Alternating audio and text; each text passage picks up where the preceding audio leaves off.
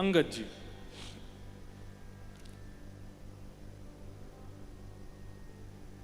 अपनी पत्नी से बहुत प्रेम करते थे, पर ठाकुर जी के प्रति कोई भाव नहीं था। उनकी पत्नी अंगद जी से ब्याह करी तो ये शर्त रखी थी कि भाई आप जैसे चाहे जीवन जिए, पर मेरी भक्ति में आप विघ्न मत डालिएगा। तो अंगद जी बोले, देवी तुम मुझे इतने प्रिय हो, तुम चाहे कथा सुनो, कीर्तन करो, सत्संग करो, जो तुम्हारा मन हो वो करो। सब लोग इधर देखना, हाँ ध्यान से सुनना। तो मैं देखूं तो आपका देखना जरूरी नहीं है। महाराज जी कहां देख रहे हैं, कौन आया, आप मत देखो, आप तो यहीं देखो। अंगद जी की पत्नी ने कहा कि देखिए आप चाहे जो कीजिए, पर मेरी भक्ति में विघ्न मत डालिएगा।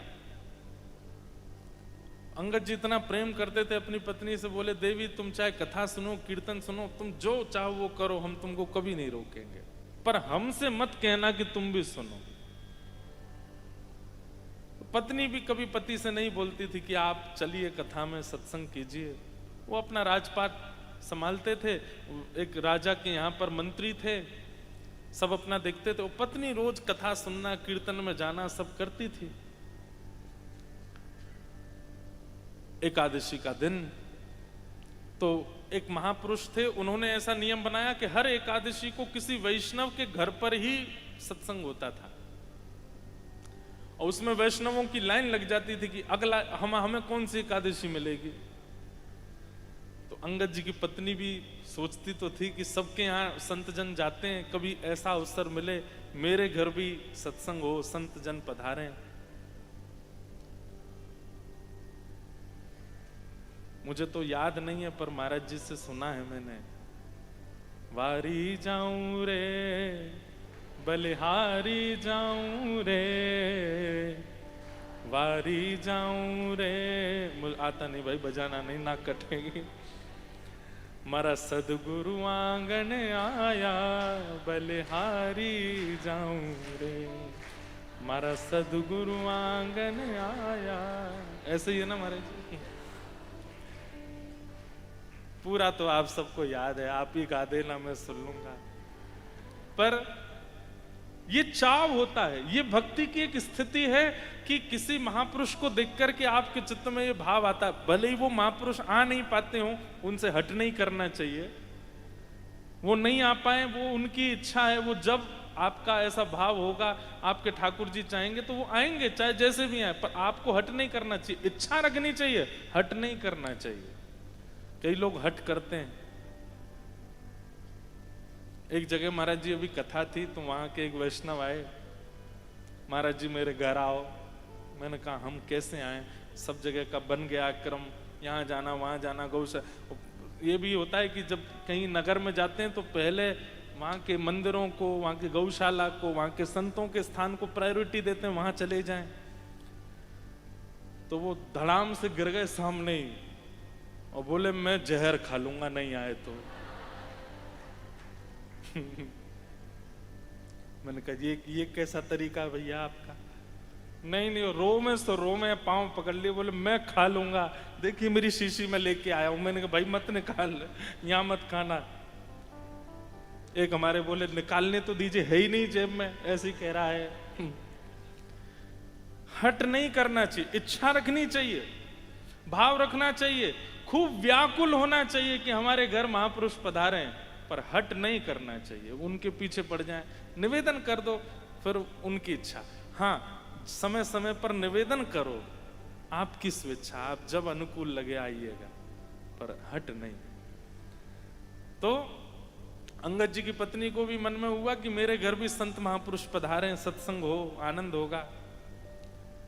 संतों से निवेदन किया तो संतों ने कहा ठीक है, तो अगले महीने की उस एकादशी पर हम आपके यहाँ आएंगे। वो तो इतनी प्रसन्न हो गई, अभी से लग गई तैयारियों में। अंगद जी सुबह चले जाते थे, शाम को आते थे लौट करके। वो एकादशी का दिन आया, खूब सारे संत पधारे, वैष्णव पधारे, कथा कीर्तन चल रहा है। घर का वातावरण किसी तीर्थ से कम नहीं लग रहा था। और अंगद जी की पत्नी इतनी इतनी भाव में आ गई, वो तो जब से संत आए तब से रो ही रही है, उसके नेत्र सजल हो रहे हैं, उसको लग रहा साक्षात ठाकुर जी मेरे यहां आ गए। तभी अंगद जी का आगमन होता है। अंगद जी ने आकर के देखा, उछल उछल करके वैष्णव कीर्तन में नृत्य कर रहे हैं और महापुरुष बैठ करके बढ़िया कीर्तन सुना रहे हैं और खूब सारे संत महापुरुष सब बैठे हैं, कुछ प्रसादी सिद्ध कर रहे हैं, कुछ ठाकुर जी का श्रृंगार कर रहे हैं और सब चल रहा क्रम, पूरा घर का रूपरेखा ही बदल गई। अंगद जी ने आकर के तुरंत वहां चिल्लाना शुरू कर दिया और जाकर के महाराज 2-3 चीजें फेंक दी, क्रोध में भर गए, बोले ए तुमने अपना आश्रम समझ रखा है, मेरा घर है, ये क्या यहां पर ये ताम तंबूरा बजा रहे हो, उछल उछल के नाच रहे हो, अपने आश्रमों में कीजिए सब जाकर के, नदियों के किनारे इतने बड़े बड़े घाट बने वहां कीजिए जाकर के, ये मेरा घर ही मिला था तुम सबको ये करने के लिए। धीरे धीरे वैष्णव क्षमा मांग करके वहां से जाने लगे। अंगद जी की पत्नी दूर खड़ी देख रही थी, बार बार जाके ऐसे तो मत कीजिए, इस प्रकार का व्यवहार तो मत कीजिए। पत्नी शांत हो गई। वैष्णव का ये स्वभाव होता है, वो विवाद से बचेगा, विवाद में नहीं पड़ता। कई लोगों की ऐसी रुचि होती है महाराज जी, जैसे विवाद कहीं हो जाता है ना, 2 लोग लड़ जाएं यहाँ पे, तो वो उठ के पहले भागेगा सुनने के लिए क्या चल रहा है,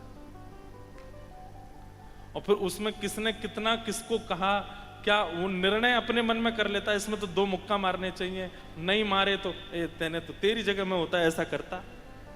विवाद में बहुत रुचि होती कई लोगों की, पर वैष्णव का स्वरूप कैसा, कोई उससे विवाद भी करता है ना, वो अपनी हार मान करके भैया तुमको जो उचित लगता हो वो करो, तुमको जीत चाहिए जीत लो, तुमको प्रॉपर्टी चाहिए ले जाओ, तुमको धन चाहिए ले जाओ, हमको अकेला छोड़ो। विवाद में पड़ता नहीं है। अंगद जी की पत्नी शांत हो गई।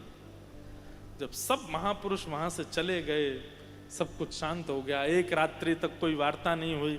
दूसरे दिन अंगद जी तो बिल्कुल सहज भाव में अपनी पत्नी के पास गए, देवी आज बाल भोग नहीं पवाया। पत्नी ने मुख ढक लिया, बाल भोग लेकर के आई, पधरा दिया। आज तक कभी मुख ढका देखा नहीं था उसका। पूरा दिन हो गया पूछते पूछते, पर वो शांत मौन हो चुकी थी। रात्रि में पूछने लगा, आप ये कैसा व्यवहार कर रही हो, ऐसा मुख क्यों ढक लिया तुमने? बोले देखिए विवाह तो आपसे हुआ मेरा, 7 फेरे आपके साथ लिए मैंने, मेरे पिता ने कन्यादान आपके हाथ में किया मेरा, उसका निर्वहन तो मैं करूंगी कि मैं अपना पातिव्रत धर्म निभाऊंगी। आपको भोजन पवाना है, आपकी जो जो उपयोगिता उनकी पूर्ति करना, ये मेरा धर्म है, वो मैं करूंगी। पर क्योंकि आपने एक वैष्णवों का अपराध किया है, इसलिए एक नियम तो मैं धारण करूंगी, और वो ये कि अब जीवन में आपको अपना मुख नहीं दिखाऊंगा।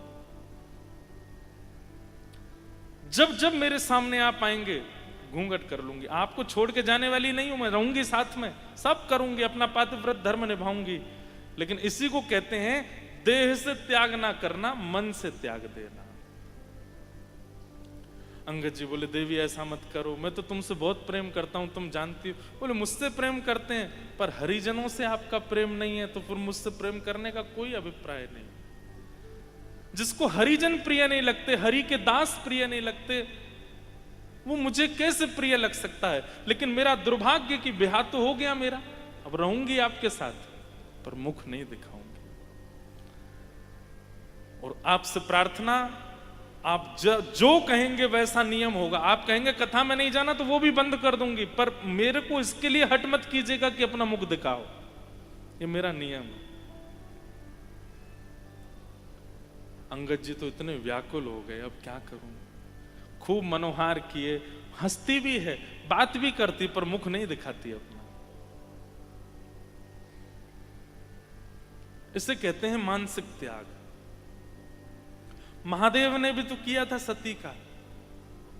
जब राम जी की परीक्षा लेकर के सती आई, तो आसन उठा करके सन्मुख रख दिया बगल की जगह, कि अब इधर विराजने की आपका अधिकार अब समाप्त हो गया, अब तो सन्मुख बैठो आप। महादेव ने भी कोई पूरा त्याग देह से त्याग कर दिया वैसा नहीं, मानसिक त्याग किया। और उस त्याग का ये फल मिला। अंगद जी इतने परेशान रहने लगे, इतने दुखी हो गए, बोले क्या करें, अब पत्नी का मुख ही नहीं दिखता है। एक दिन जा रहे थे घोड़े पर बैठ करके, ऐसी कथा चल रही थी, सब लोग बैठ के सुन रहे थे, व्यास जी कथा सुना रहे थे। अंगद जी महाराज बोले ये कथा ही आई थी मेरे जीवन में, इसी ने ही मेरा घर पूरा। तब कथामृतम तप्त जीवनम, कई महापुरुष इसका अर्थ ऐसा लगाते, तप्त जीवनम।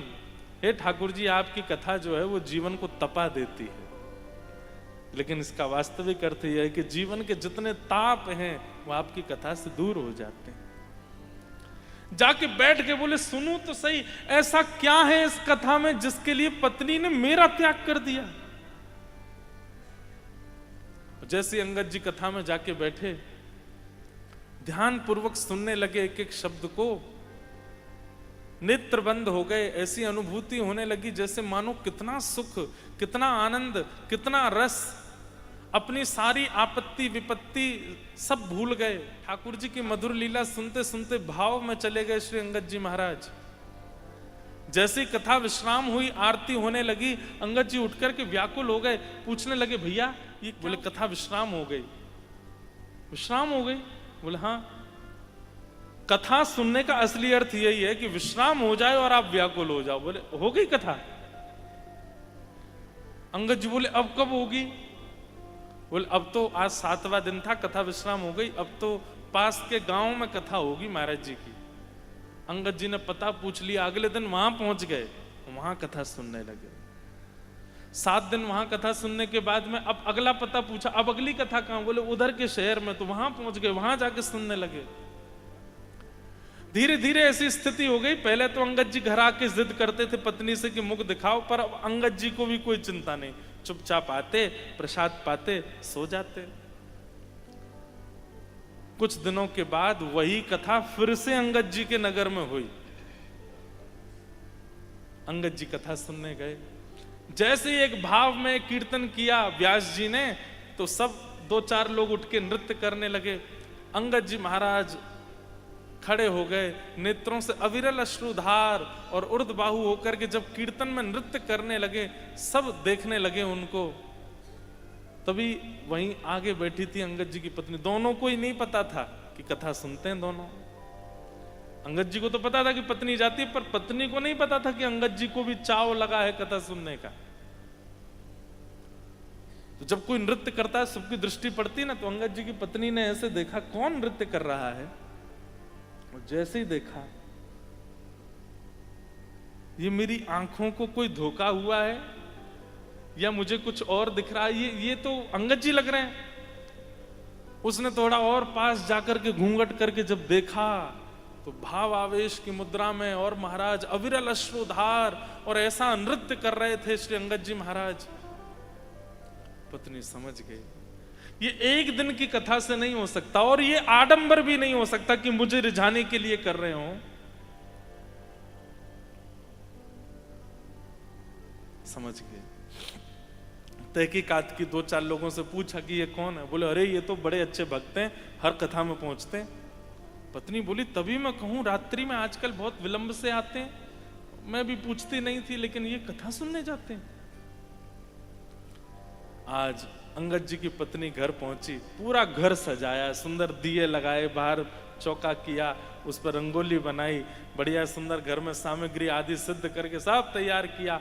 अंगद जी महाराज जैसे ही आए, पत्नी घूंघट ऊपर करके खड़ी थी द्वार पे, हाथ में आरती का थाल लेके।